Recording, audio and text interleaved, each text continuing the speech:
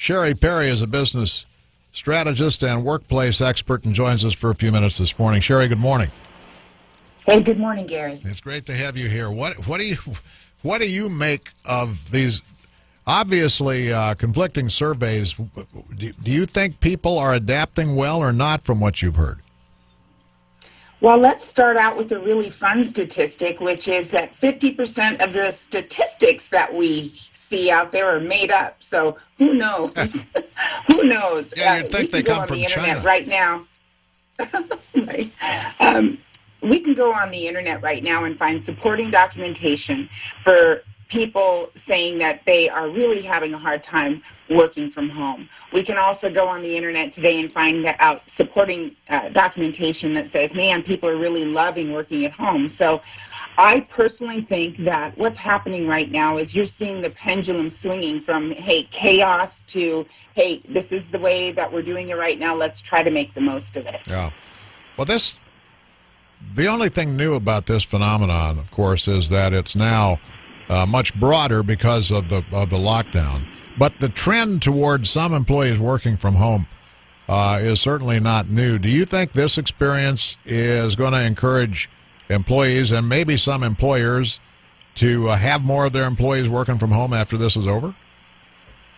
I do, and you bring up a really good point. Even pre-corona, the remote work numbers were going up. People were already seeing the value of being able to have people working remotely. You can find talent outside of your market. You have the ability to work with people's family schedules. There's a lot of benefits to working from home. There are also a lot of cons. So it's a two-sided, as they say, a double-edged sword. Yeah. So one of the things that we are talking to our staff members about is this. First of all, business is probably not going to go back to whatever the normal was before Corona. So the fact that there are millions and millions of people working from home, lots and lots of big, massive buildings that cost a lot of money, vacant, but business in some cases is still rolling on, is definitely going to have an impact on how people lead and manage their businesses going forward. Right.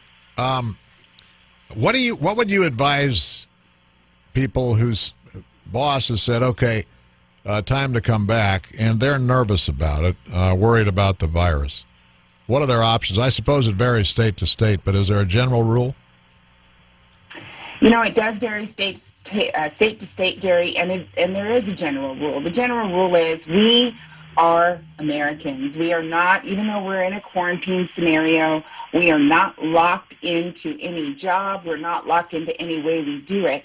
We have the ability and the freedoms in this country to work the way that we want to work. So if you found yourself working from home remotely and you're like, man, I really like this, then what you need to do is you need to have a good conversation with your boss and say, listen, I really enjoyed working from home. Here's my productivity stats. Here's how I think I can add more value to the bottom line of your company if you allow me to continue working from home either all the time or several days a week or so on. Come up with a compromise. If you really, really like working from home, man, tell somebody and make sure that you make a good case for staying at home. Yeah. If, on the other hand, you're somebody who's at home going, get me out of here, then what you want to do is go ahead and say, listen, hey, I appreciate the opportunity to be able to continue working even though it wasn't business as usual, but get me back in the office as quick as you can. Right.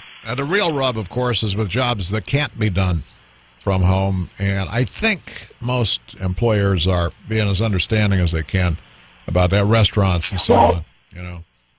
You bet. For those people that, and you brought up a point that I did not address, and I want to make sure that I address it for you, Gary. Yep. For those staff members that get the call that say, hey guys, it's time to come back, and you're feeling uncomfortable, there again, it's a two-sided coin. From an employer's standpoint, you need to make sure that you're lining out everything that you're doing to keep your staff safe during this time. And what have you done? Make sure to share the measures that you've done. Have you stepped up the cleaning? Have you done some extra sanitation? Have you readjusted the work environment? Have you adjusted hours? Have you maybe set some different parameters around the way that the lunchrooms are used and so on? If you're the employee, tell the boss, hey, I'm concerned, and here's why I'm concerned. From a legal perspective, and I'm not a lawyer, but from a legal perspective, the big things that business owners need to be concerned with, do we have health care concerns? Is somebody immunocompromised? Is there a real reason why they could be at a higher risk? Do they have children that have child care issues? Yeah, and there are exceptions for that, too. Cheri, thanks so much. Appreciate the time this morning. My Cheri pleasure. Perry, business strategist on your working at home situation.